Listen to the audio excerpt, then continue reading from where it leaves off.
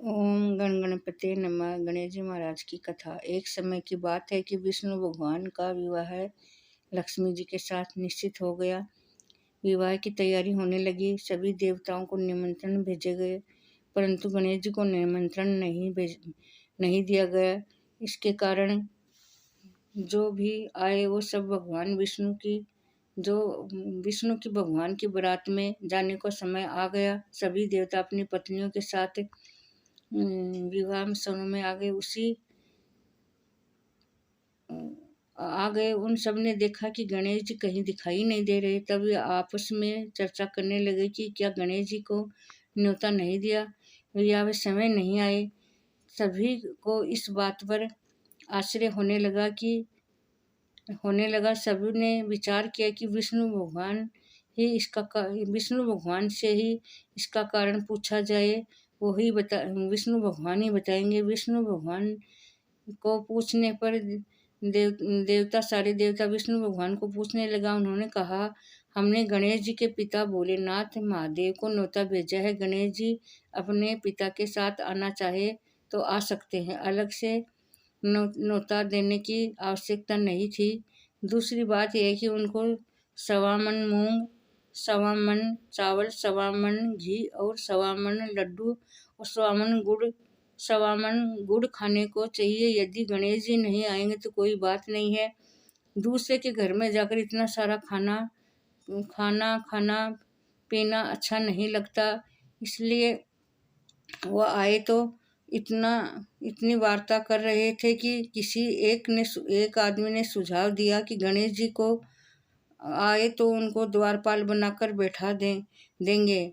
आप घर में रखना और आप चूहे पर बैठकर गणेश जी चूहे पर बैठकर धीरे धीरे चलेंगे तो बारात के पीछे रह जाएंगे। ये सुझाव सबको पसंद आ गया। विष्णु भगवान ने भी अपनी सहमति दे दी।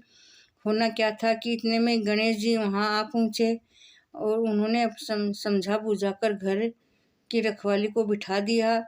अब बारात चल दी। तब नारद जी ने देखा कि गणेश जी दरवाजे पर ही बैठे हैं, तो गणेश जी के पास गए नारद जी और उस रुकने का कारण पूछा। तो गणेश जी कहने लगे, विष्णु भगवान ने मेरा बहुत बड़ा अपमान किया है।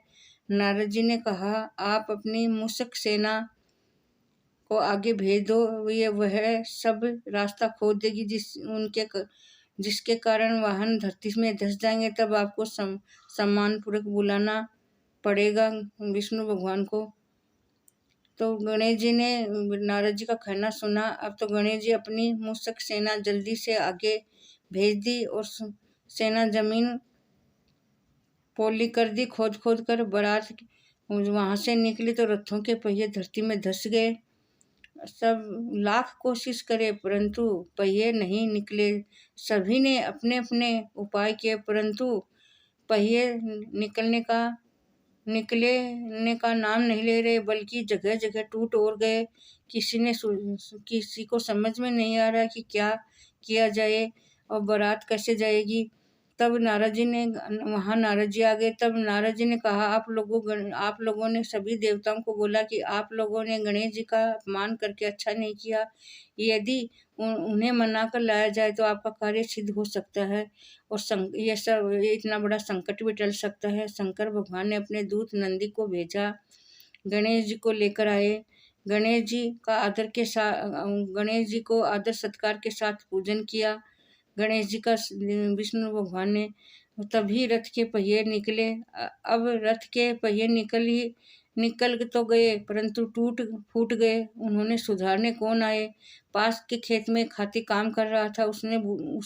उसे बुलाया। खाती अपना कार्य करने से पहले ही श्री गणेशाय नम कहकर गणेश जी की वंदना मन ही मन में करने लगा। देखते देखते खाती ने सभी पहियों को ठीक कर दिया और सभी देवताओं के पहिए ठीक हो गए गाड़ी के। तब खाती कहने लगा, देवताओं ने सर्वप्रथम गणेश जी ही सबसे बड़े हैं, उनको मनाया होगा, ना ही उनकी पूजा की होगी। इसलिए ये इतना संकट आया है। हम तो मूर्ख अज्ञानी है, फिर भी पहले गणेश जी का ही पूजा करते हैं, उनका ध्यान करते हैं। आप लोग तो देवता हैं, फिर भी आप गणेश जी को कैसे भूल गए? तब आप लोग भगवान श्री गणेश जी की जय जयकार बोलकर बोलकर जय बोलो, आपके सब काम बन जाएंगे, सभी का संकट टल जाएगा। श्री गणेश जी महाराज की जय बोलो, जय गणेश श्री गणेश जी महाराज की जय। ऐसा कहते हुए बारात वहाँ से चल दी और विष्णु भगवान का श्री लक्ष्मी जी के साथ विवाह संपन्न हो गया। सभी और संपन्न करके सभी सब कुशल घर लौट आए। गणेश जी महाराज ने आपने विष्णु भगवान को जैसा कार्य साधा वैसा सबका कार्य साधना, सबके घर में रिद्धि सिद्ध करना, सबके शादी विवाह में रिद्धि सिद्ध करना, सबका विवाह संपन्न कराना। जय बोलो गणेश जी महाराज की जय। जय जय गणेश।